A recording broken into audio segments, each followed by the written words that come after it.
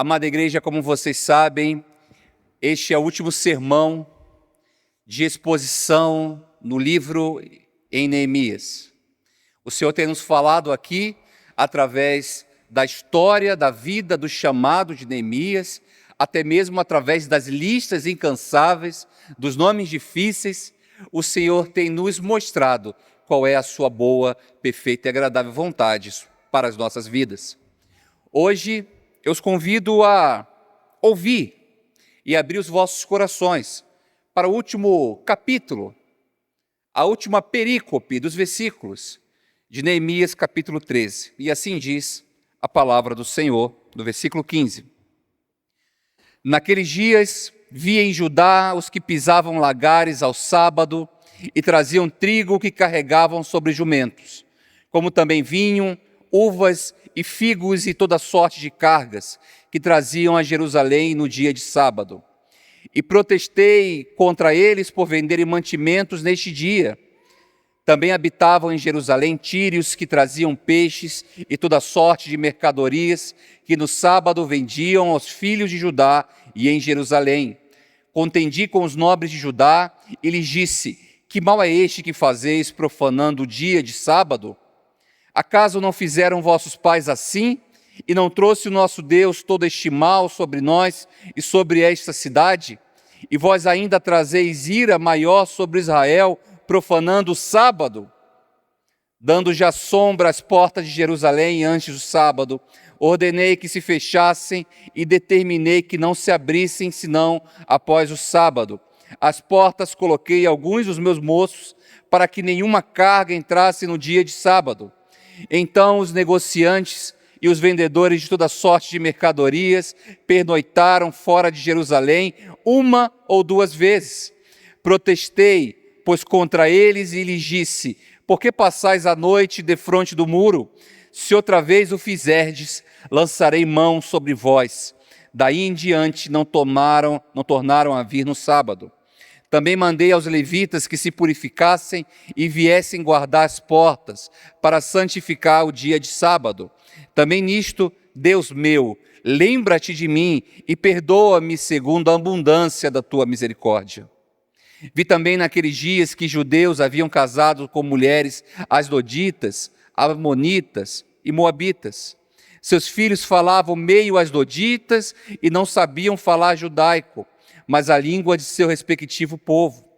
Contendi com eles, e os amaldiçoei, e espanquei alguns deles, e lhes arranquei os cabelos, e os conjurei por Deus, dizendo: não darei mais vossas filhas a seus filhos, e não tomarei mais suas filhas, nem para vossos filhos, nem para vós mesmos. Não pecou nisto Salomão, rei de Israel? Todavia, entre muitas nações, não havia rei semelhante a ele, e ele era amado do seu Deus, e Deus o constituiu rei sobre todo Israel. Não obstante isso, as mulheres estrangeiras o fizeram cair no pecado.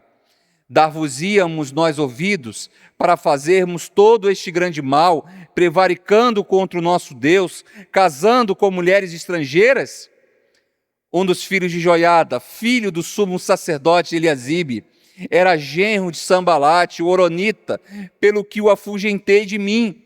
Lembra-te deles, Deus meu, pois contaminaram o sacerdócio, como também a aliança sacerdotal e levítica. Limpei-os, pois, de toda a estrangeirice e designei o serviço dos sacerdotes e dos levitas, cada um no seu mister, como também o fornecimento de lenha em tempos determinados, bem como as primícias. Lembra-te de mim, Deus meu, para o meu bem. Feche os seus olhos, vamos falar ao Senhor. Pai Santo, Deus da palavra, revela-te em nosso meio.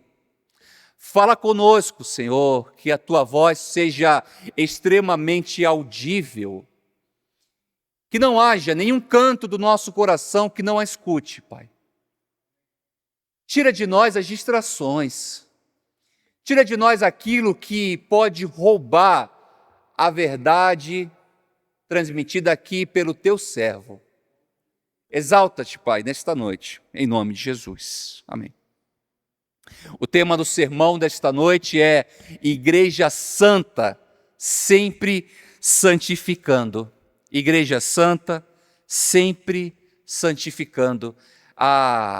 É muito parecido com o lema da Reforma Protestante, Igreja Reformada, sempre se reformando, mas hoje eu quero tratar sobre um tema caro ao livro de Neemias, caro ao povo de Deus. Igreja santa, sempre santificando. E o que acontece quando a igreja, aos poucos, deixa de ser diferente do mundo que a cerca? O que acontece quando a igreja, aos poucos, aos pouquinhos, deixa de ser diferente do mundo que a cerca? No capítulo 12, como vocês sabem, vimos um dos momentos mais gloriosos da história do povo de Israel, a consagração dos muros de Jerusalém. Foi uma celebração linda, imensa, que unia dois coros em procissão, a honra e glória ao nome do nosso Deus, e a alegria de Jerusalém pôde se ouvir de longe, como destaca o capítulo 12. Era como se a restauração estivesse realmente completa. Mas agora, ao lermos o capítulo 13, o clima muda drasticamente. Passaram-se anos, Neemias precisou retornar ao reino da Pérsia, como promessa ao rei Artaxerxes. E quando ele volta a Jerusalém, encontra uma cena completamente diferente daquela celebração do capítulo anterior. A mesma geração que dedicou a sua vida à construção dos muros, agora profana o sábado.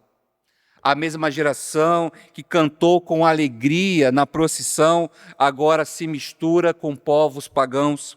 A mesma liderança que jurou santidade e fidelidade ao Senhor, agora forma alianças com inimigos do povo de Deus. Isso nos ensina que a santidade não se mantém sozinha, amados irmãos. A santidade precisa ser protegida.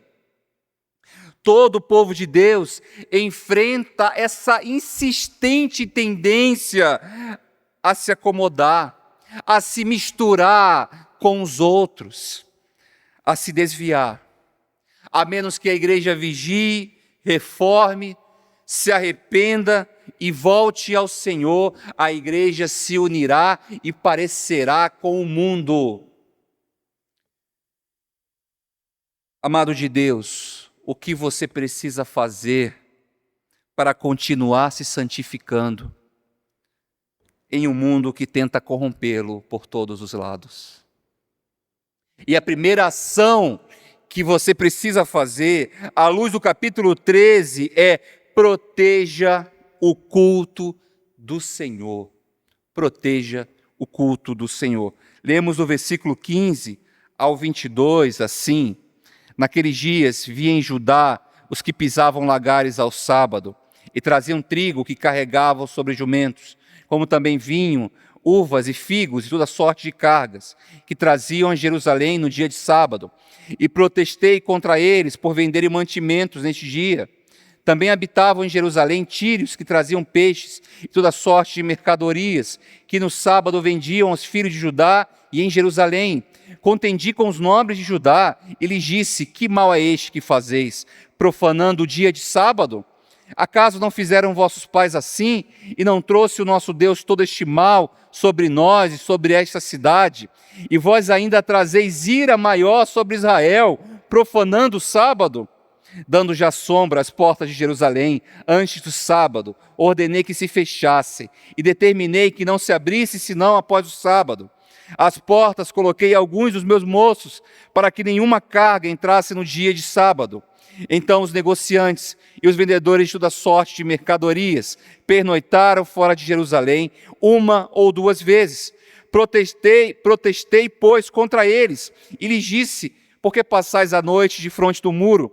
Se outra vez o fizerdes, lançarei mão sobre vós. Daí em diante não tornaram a vir no sábado. Também mandei aos levitas que se purificassem e viessem guardar as portas, para santificar o dia de sábado.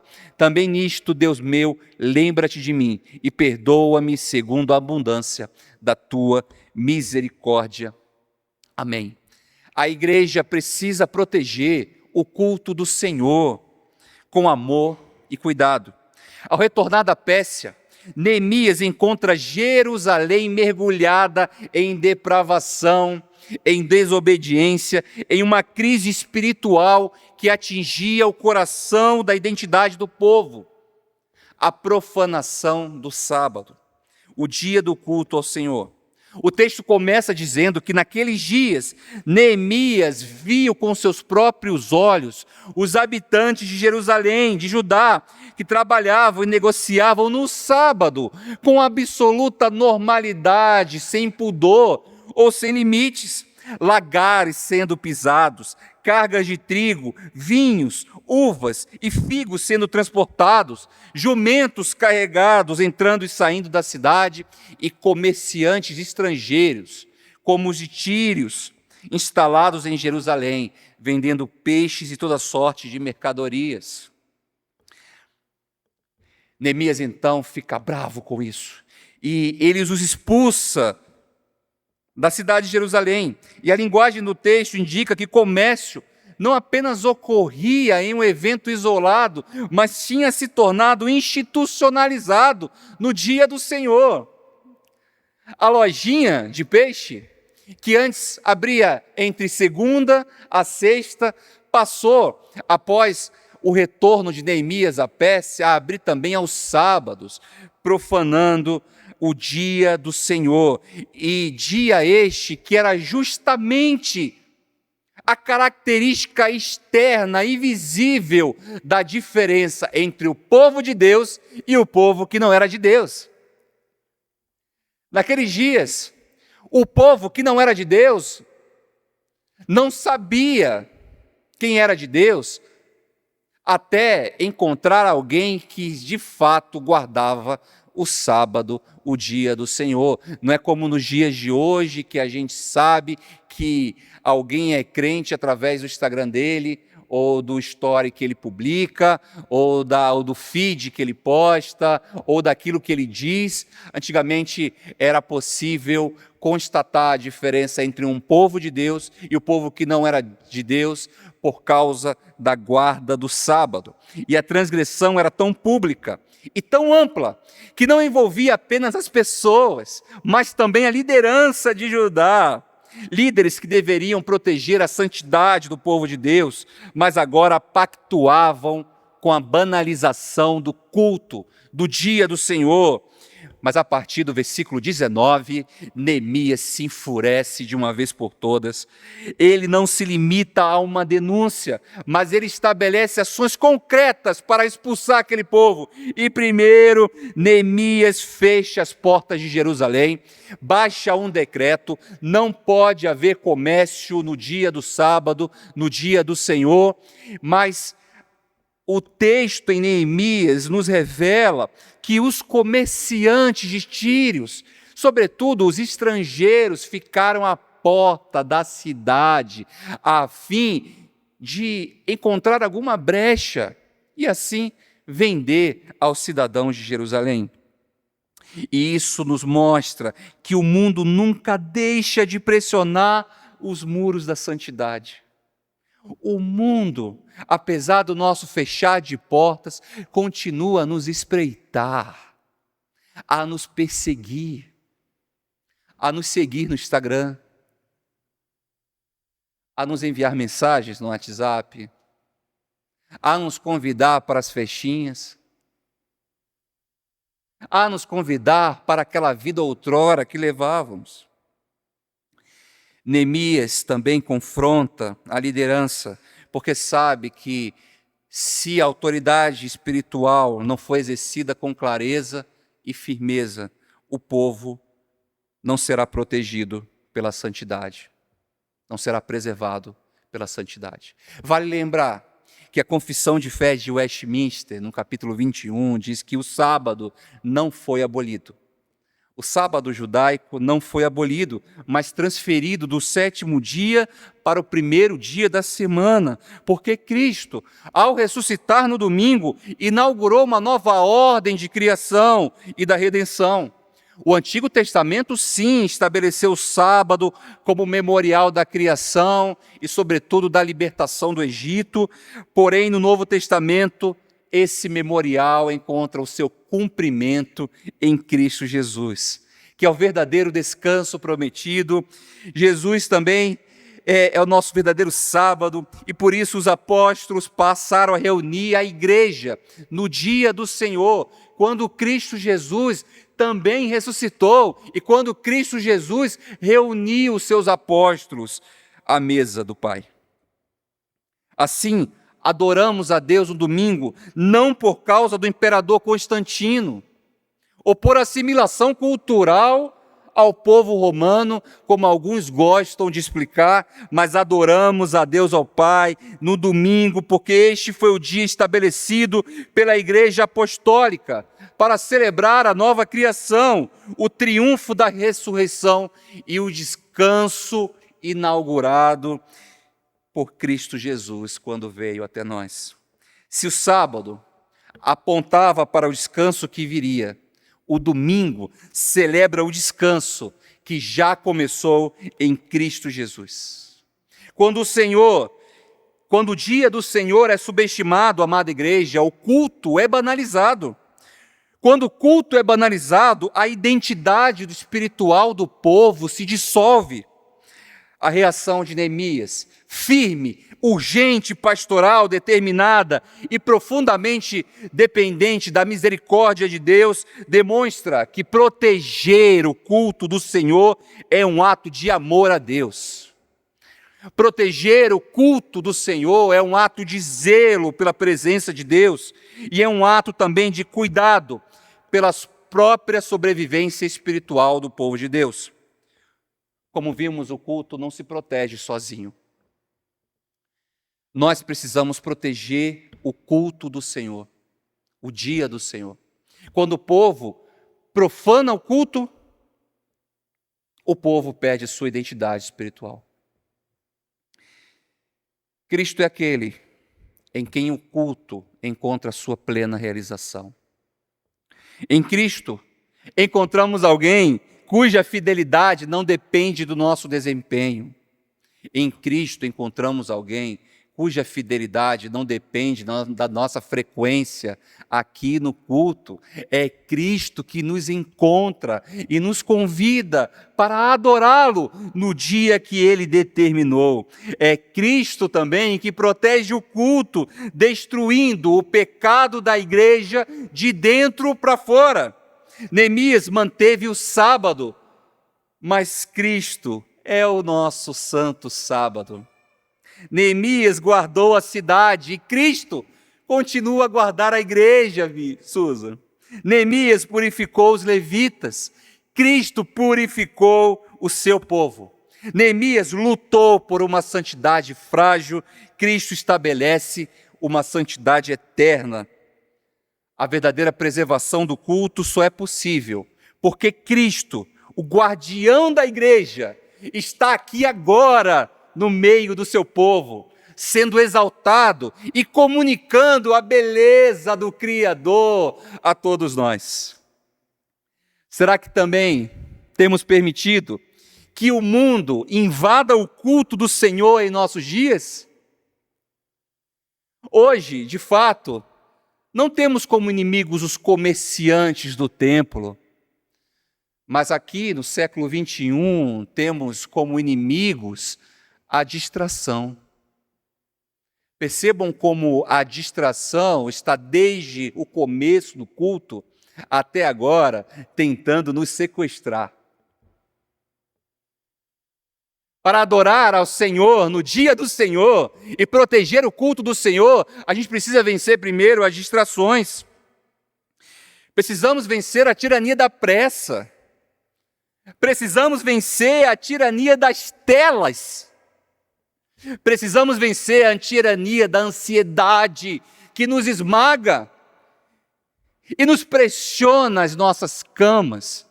a fim de que nós não levantemos pela manhã a prestar o culto em adoração ao Senhor. Muitas igrejas deixam de perceber que o culto é o coração da vida cristã. Muitos cristãos o tratam como um compromisso opcional.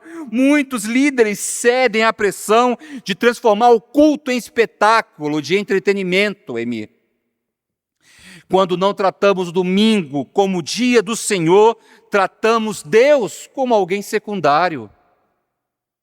Quando banalizamos o culto do Senhor, tratamos Deus como alguém banal. Quando deixamos que o mundo dite as nossas prioridades, trocamos o descanso do Senhor pelo ritmo frenético e exaustivo da cultura.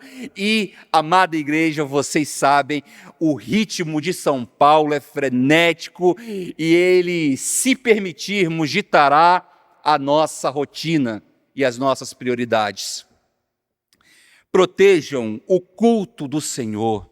Se queremos permanecer um povo santo, precisamos proteger o culto do Senhor. E proteger, sobretudo, significa aqui priorizar. Significa tratar o culto do Senhor como um encontro sagrado. Eu encontrarei o Deus da Bíblia aqui. Eu encontrarei o amado da minha alma aqui. Este é um encontro sagrado. Proteger o culto do Senhor significa lutar contra tudo que tenta transformar Cristo Jesus como marginal e não como o centro de nossas vidas. Proteja o culto do Senhor. Se o culto cai, a fé cai. Se a fé cai, a família cai. Se a família cai, a igreja cai. Assim, amados irmãos, retornem a adorar ao Senhor no dia do Senhor, pois é no culto que somos lembrados de quem Deus é, de quem nós somos, de onde fomos retirados e de quem estamos nos tornando pela graça do nosso Deus. Protejam o culto do Senhor. Amado de Deus, santo de Deus, o que você precisa fazer para continuar se santificando em um mundo corrupto? Em segundo lugar, proteja a sua casa. Do versículo 23 ao 27, lemos: Vi também naqueles dias que judeus haviam casados com mulheres asdoditas, amonitas e moabitas. Seus filhos falavam meio asdodita e não sabiam falar judaico, mas a língua de seu respectivo povo. Contendi com eles, e os amaldiçoei, e espanquei alguns deles, e lhes arranquei os cabelos, e os conjurei por Deus, dizendo: Não dareis mais vossas filhas a seus filhos, e não tomarei mais suas filhas, nem para vossos filhos, nem para vós mesmos. Não pecou nisto Salomão, rei de Israel? Todavia, entre muitas nações não havia rei semelhante a ele, e ele era amado do seu Deus, e Deus o constituiu rei sobre todo Israel. Não obstante isso, as mulheres estrangeiras o fizeram cair no pecado. Dar-vos-íamos nós ouvidos para fazermos todo este grande mal, prevaricando contra o nosso Deus, casando com mulheres estrangeiras? Amada igreja, proteja a sua família, proteja a sua casa. Cada membro da Igreja de Cristo hoje é convidado a proteger a casa, se quiser preservar a fé das próximas gerações. Quando Neemias olha para dentro das casas de Judá, ele vê algo tão grave quanto o comércio no sábado. Após retornar do reino da Pérsia, Neemias constata que o povo se casou com outros povos estrangeiros. Os judeus haviam se casado com mulheres asdoditas, amonitas e moabitas, uniões que não eram apenas culturais, mas eram uniões também espirituais. E essas esposas traziam para o lar outros deuses, outra educação, outro idioma e, sobretudo, outra formação de afetos. A consequência é que a metade dos filhos de judeus falava a língua de Asdod e não sabiam falar o judaico. Eles não conseguiam falar a língua da aliança. As crianças não conseguiam falar a língua do culto.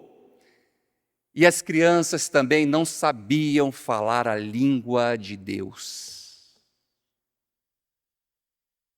Neemias entende que a casa é o primeiro lugar onde a fé é moldada. Não o único, mas o primeiro.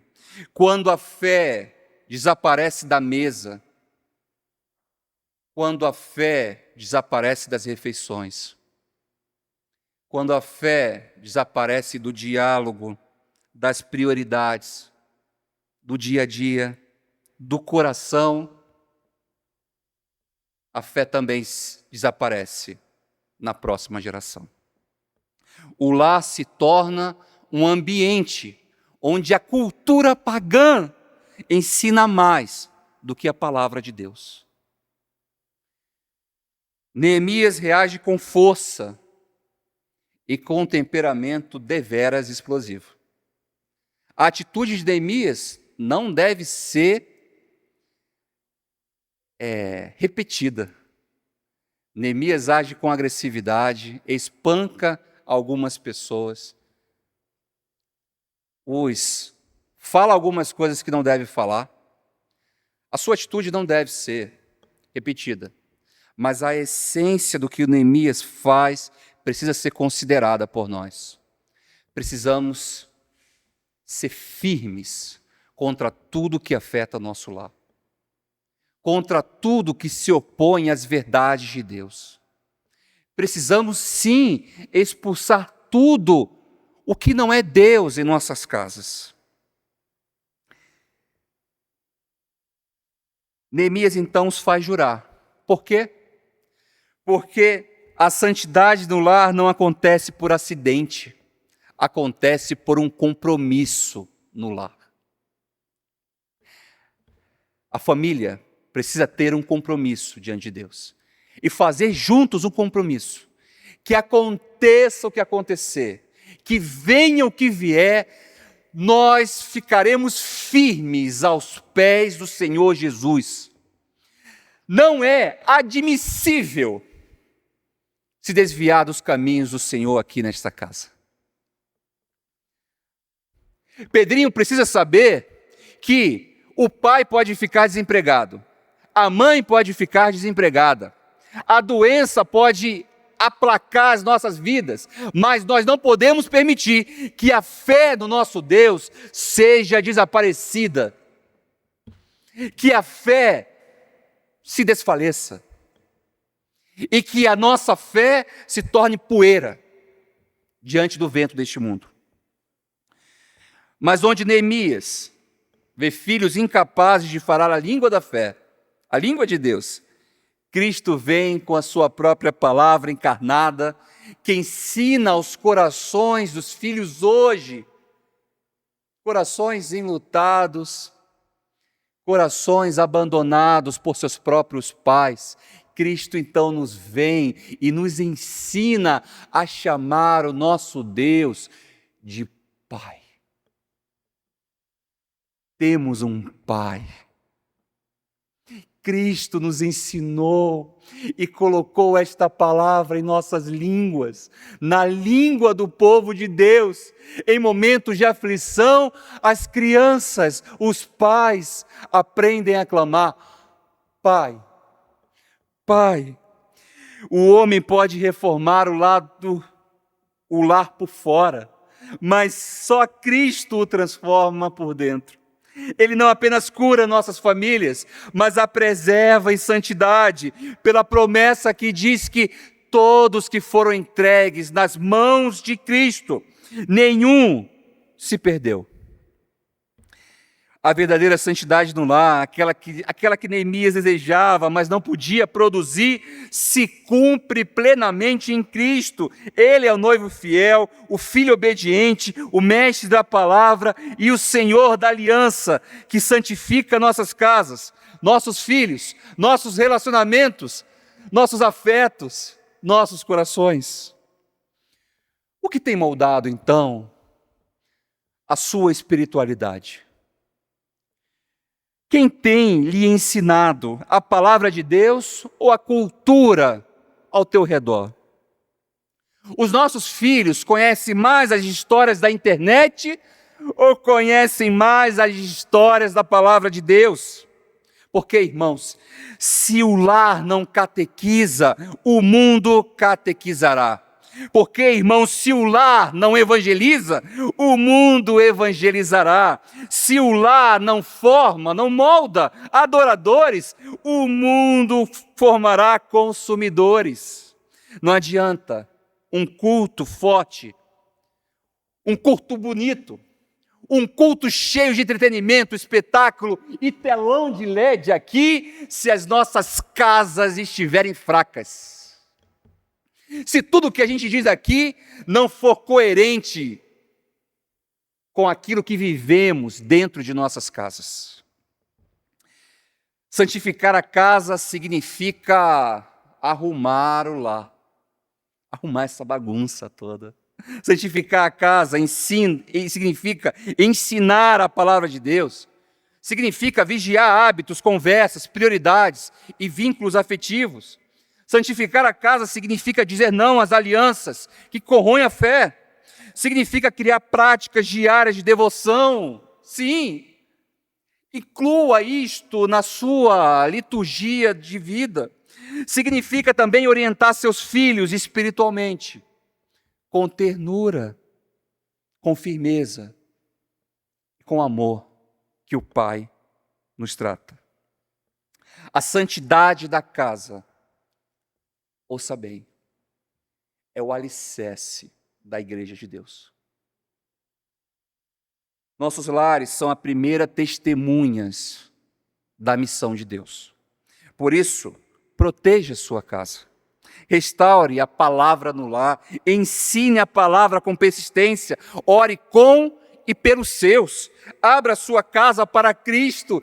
Pelo amor de Deus, amada Igreja Presbiteriana Unida de São Paulo, sejam hospitaleiros. Fiz agora que nem um rosta, né? Sejam hospitaleiros pelo amor de Jesus. Abram suas casas.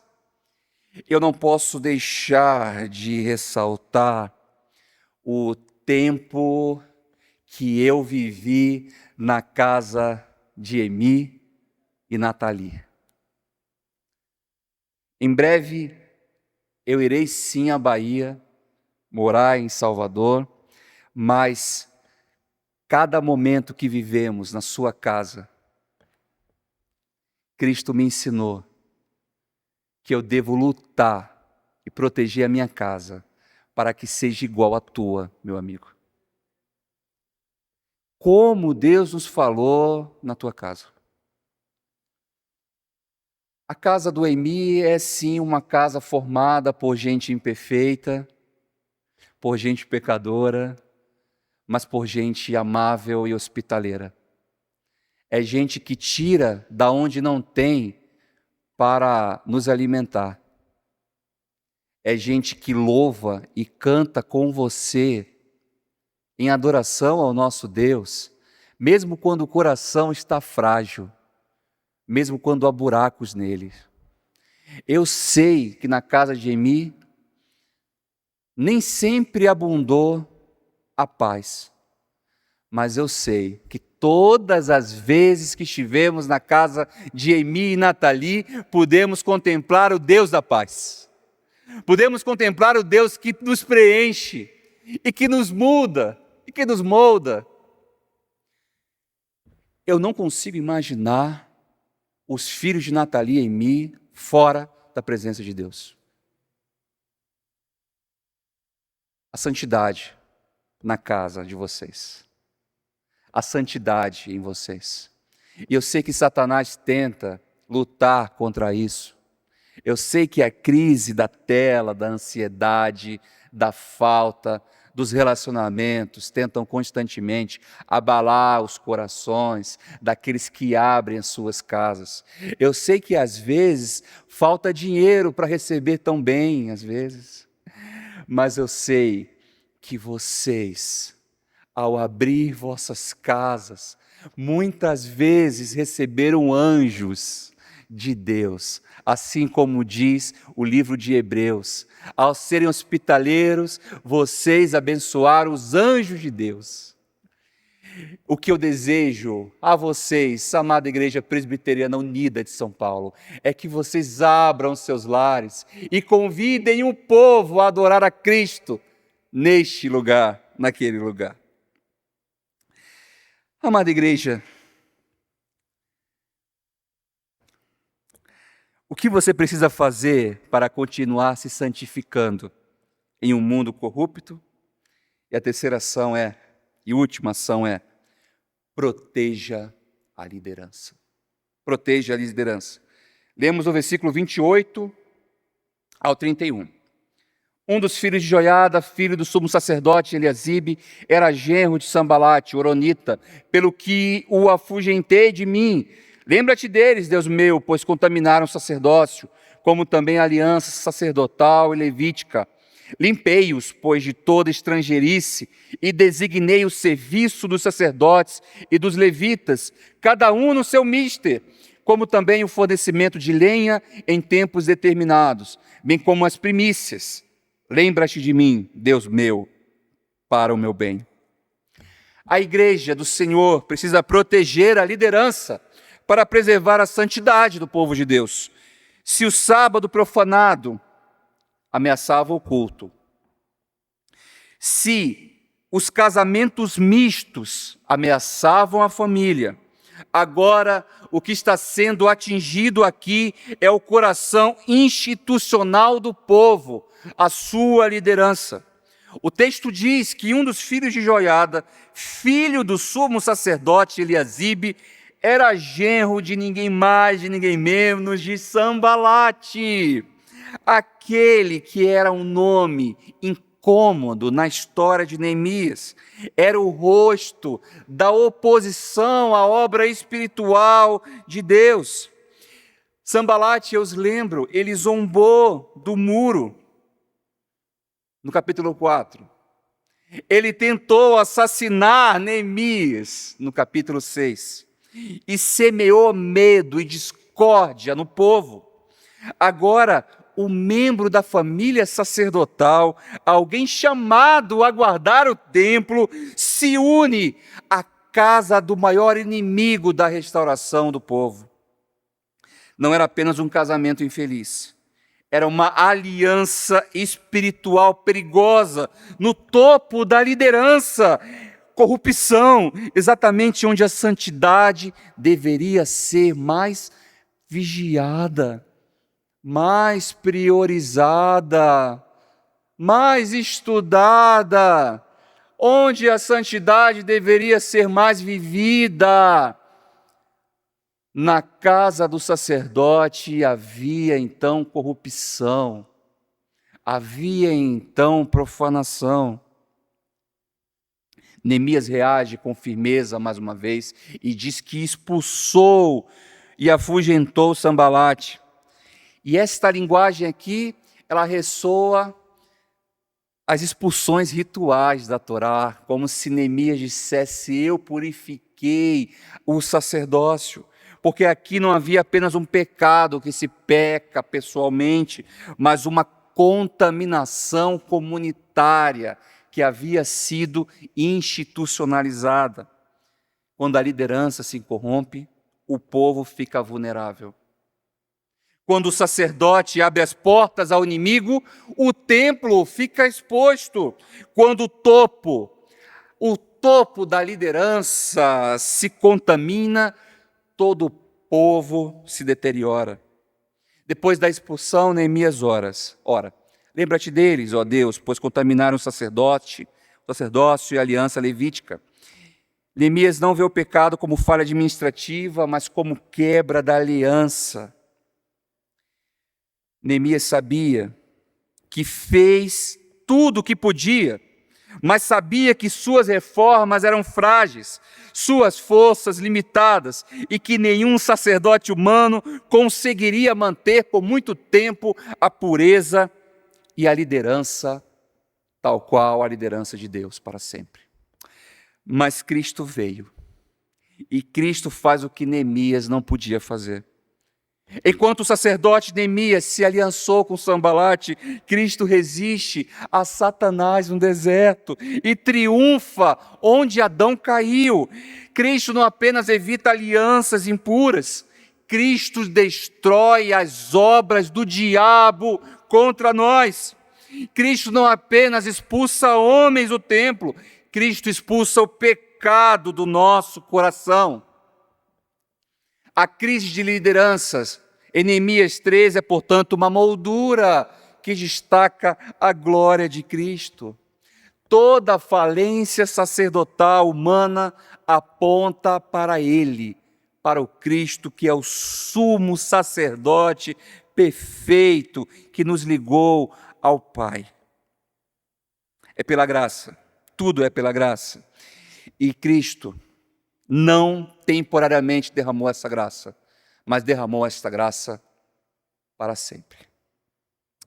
Por isso, proteger a liderança na igreja é um chamado para dependermos profundamente da graça de Deus. Como disse o famoso puritano avivalista Richard Baxter, que disse que um rebanho santo começa sempre por um pastor santo. Mas nenhum pastor é santo sem a graça que vem do céu. Baxter também dizia que o seu ministério era um trabalho que exige morrer aos poucos, todos os dias. Você é líder?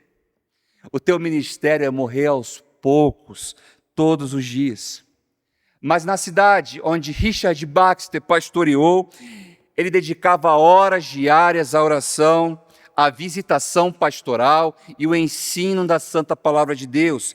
E o povo dizia que quando Baxter entrava na casa de uma família, era como se a própria luz de Cristo tivesse entrado. Vale ressaltar que, de modo parecido, Nathalie, quando eu nem conhecia Neemi, ou Emi, disse sobre o reverendo Roster. No primeiro momento, quando eu não conhecia pessoalmente o reverendo Roster, Nathalie disse, lá na APECOM, lá na Agência Presbiteriana de Evangelização e Comunicação, o seguinte: está vindo aí o presidente da APECOM, o reverendo Roster, e a gente ama quando ele vem, porque quando o reverendo Roster vem, ele traz uma paz, e no final, sempre ora conosco, o que muitos pastores, ao entrarem na APECOM, não faz, infelizmente. E então, eu pude constatar a veracidade do fato. O reverendo Roster entrou, e quando ele entra, né, irmãos? Ele entrou, APECOM! E trouxe uma luz, e as meninas sorriam com o rosto, sorriso largo, e a gente sentia uma paz que vinha de Deus, e no final ele fez aquilo que Nathalie havia prometido. Ele juntou a todos nós, todos demos as mãos e oramos, através da oração que ele orou ao Senhor. Que oração linda! Quando este homem entrava na APECOM, a gente sentia que era como se a luz do Senhor também tivesse entrado. Richard Baxter vivia sob esta fama, mas é importante ressaltar também que toda manhã a igreja de Richard Baxter se reunia para orar por ele. Toda manhã a igreja dele se reunia para orar pela vida e ministério de Richard Baxter. E Baxter afirmava que nada sustentou seu ministério mais do que as orações simples daquela igreja. A igreja foi transformada não apenas por um grande líder, mas por um povo que protegia a sua liderança em oração. Quando a igreja ora pela sua liderança, quando a liderança os visita, é como se o próprio Deus estivesse os visitando. Quem está exercendo liderança espiritual sobre a sua vida? É Cristo ou alianças perigosas que você tem tolerado? Por isso, a palavra nos chama hoje a 3 movimentos. Examine suas alianças. O que está ocupando o seu coração? Expulse o que precisa ser expulso, não por dureza, mas por amor e paixão a Deus. E terceiro, examine suas. Dependa da graça que Cristo derrama sobre seus líderes, porque só Cristo purifica, sustenta e preserva a nossa liderança para sempre. Não protegemos a liderança apenas vigiando, protegemos a nossa liderança orando por elas. A igreja de Cristo floresce quando seus líderes permanecem fiéis, e líderes permanecem fiéis quando o povo os cobre em oração. E é por isso que protegemos a liderança, para que sua influência continue a ser santa, para que a sua influência continue a ter voz íntegra e a sua vida seja um instrumento de cura, fidelidade e glória ao nosso Deus. O que a igreja precisa fazer para continuar se santificando em um mundo que tenta constantemente corrompê-la? Em primeiro lugar, proteja o culto do Senhor. Em segundo lugar, proteja a sua casa. Em terceiro lugar, proteja a sua liderança.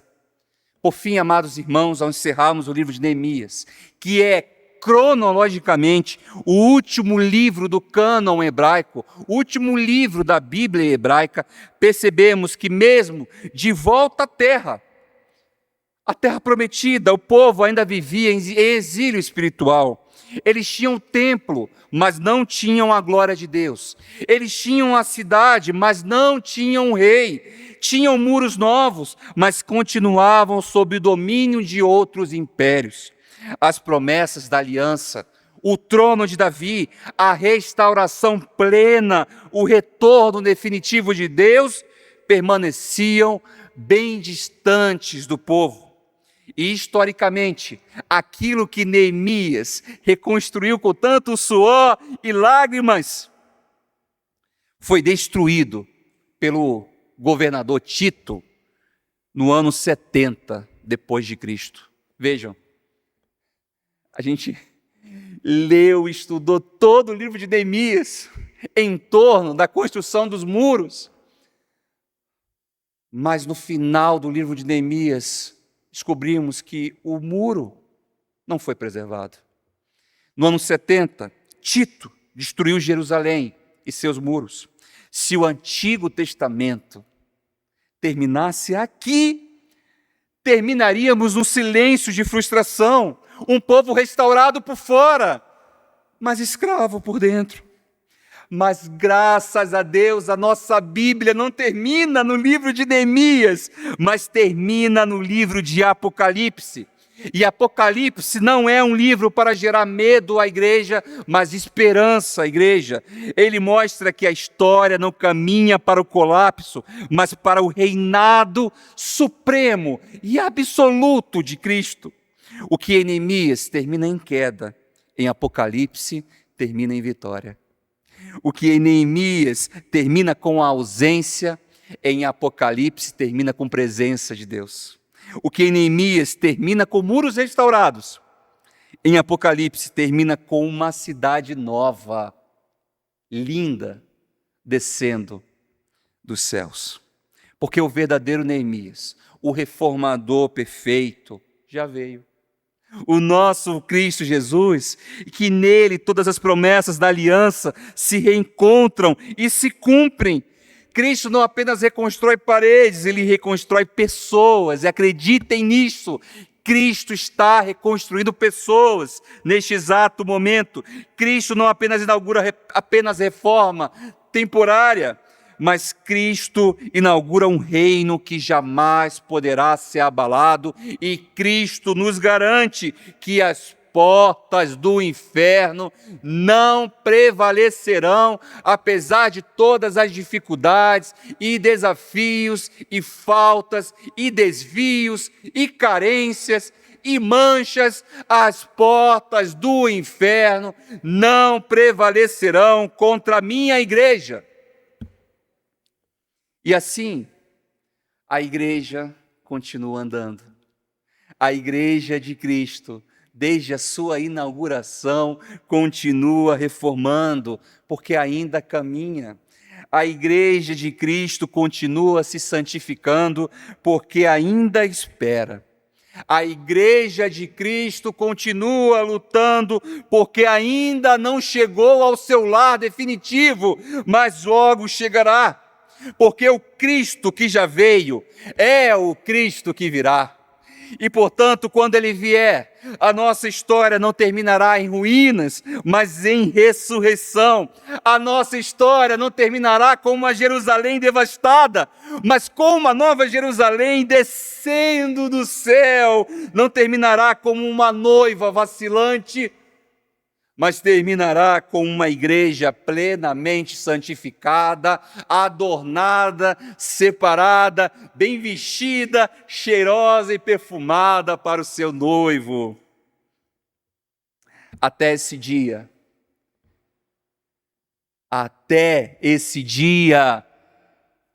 vivamos como igreja santa, sempre santificando, até sermos para sempre santificados pelo nosso Senhor Jesus Cristo, o amado de nossas almas. Que o Senhor abençoe a amada Igreja Presbiteriana Unida de São Paulo a viver em honestidade e em santidade para a sua própria honra, para a tua própria glória e para o teu próprio louvor pelos séculos dos séculos. Amém.